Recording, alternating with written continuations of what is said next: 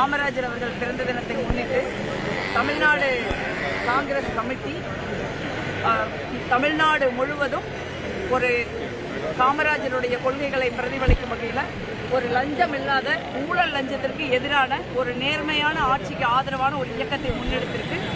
மாண்புமிகு தமிழ்நாடு முதலமைச்சர் திரு ஜோசப் விஜய் அவர்கள் குறிப்பாக கரூரில் பேசும்போது யாரும் லஞ்சம் கொடுக்காதீங்க, ஒரு நேர்மையான தூய்மையான ஒரு நிர்வாகத்தை நம்ம நடத்துவோம், அப்படி யாராவது நீங்கள் கொடுக்காதப்ப ஏதாவது பிரச்சனை பண்ணால் நான் இருக்கேன், நான் பார்த்துக்கிறேன் அப்படின்னு சொல்லியிருக்காரு. அந்த மாதிரி ஒரு தமிழ்நாடு அரசாங்கம் மாண்புமிகு முதலமைச்சர் அவர்கள் ஊழலுக்கு எதிரான ஒரு யுத்தத்தை தமிழ்நாட்டில் தொடங்கியிருக்காங்க.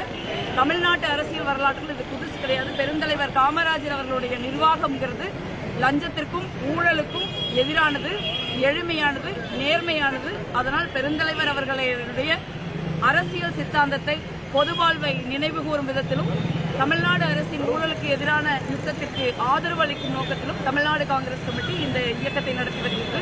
இந்த இயக்கத்திற்கு தமிழ்நாடு முழுவதும் நல்ல ஆதரவு கிடைத்து வருகிறது. இதுக்கப்புறம் நாங்கள் ஊரூரா பேம்ப்லெட்டும் இதுக்காக இஷ்யூ பண்ணுறோம்.